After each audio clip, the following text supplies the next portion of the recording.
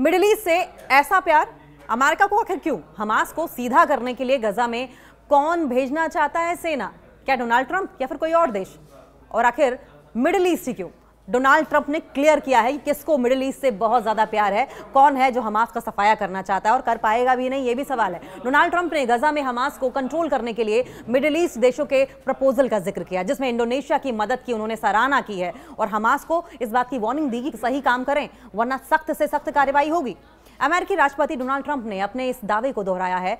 उन्हें middle east के देशों से प्रपोजल मिल रहे हैं जिन्होंने हमास को कंट्रोल करने के लिए गजा में सेना भेजने में इंटरेस्ट दिखाया है, लेकिन वो इसे टाल रहे हैं क्योंकि हमास के पास सही काम करने के लिए अभी भी समय है।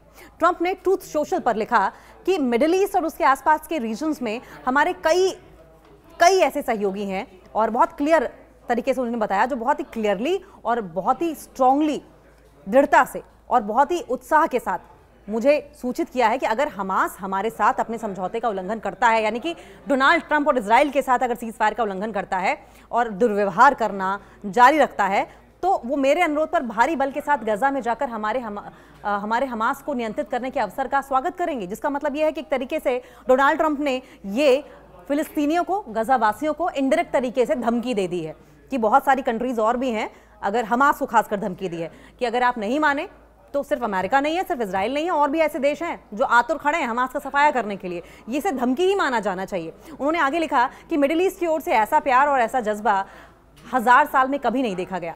ये देखने लायक होगा, ये एक खूबसूरत चीज़ है। मैंने इस देशों और इजराइल से कहा कि अभी नहीं, अभी भी उम्मीद है हमास वही करेगा जो सही है। यानी कि ज़बरदस्ती लीपापोती करते हुए डोनाल्ड ट्रंप नजर आ रहे हैं और एक तरीके से सॉफ्ट वॉर का जो आरोप ईरान लगाता है वही दिखाई भी दे रहा है। फिर धमकी देते हुए ट्रंप ने आगे कहा कि अगर हमास नहीं संभलता है तो उसका खात्मा तेजी से किया जाएगा, जो बहुत ही ज्यादा अग्रेसिव होगा और बहुत ही ज्यादा टायरेंट होगा, बहुत ज्यादा उग्र होगा, बहुत ज्यादा क्रूर होगा। मैं उन सभी देशों का शुक्रिया अदा करना चाहता हूं जिन्होंने इसको लेकर आवाज उठाई। इसके अलावा मैं महान और शक्तिशाली देश इंडोनेशिया और उसके अद्भुत नेता को, मिडिल ईस्ट और अमेरिका को दी गई सभी मदद के लिए धन्यवाद देना चाहता हूं। दरअसल इंडोनेशिया का जिक्र क्यों हो रहा है? इंडोनेशिया ने पब्लिकली संयुक्त राष्ट्र अधिकृत अंतर्राष्ट्रीय बलों में सैन्य योगदान देने की इच्छा व्यक्त की है।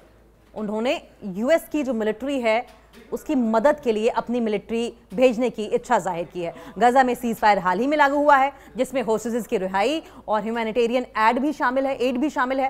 ट्रंप ने ही 20 सूत्री गाजा शांति पॉलिसी बनाई, जिसके बाद दोनों देशों में सीज फायर हुआ और इस बीच इजराइल ने हमास पर बंधकों की डेड बॉडीज लौटाने में देरी का आरोप लगाया। ट्रंप ने हमास को बहुत हिंसक समूह बताया, कहा कि बहुत ही ज्यादा ये टायरेंट ग्रुप है, क्रूअल ग्रुप है, और कहा कि अगर वे उन्मादी व्यवहार जारी रखेंगे, इसी तरीके का बर्ताव जारी रखेंगे तो कार्रवाई बहुत तेज होगी। यानी कि अमेरिका की ओर से, इजराइल की ओर से बहुत ही तेजी के साथ एक्शन लिया जाएगा, अग्रेसिव तरीके से एक्शन लिया जाएगा और फिर वो बहुत वायलेंट भी हो सकता है।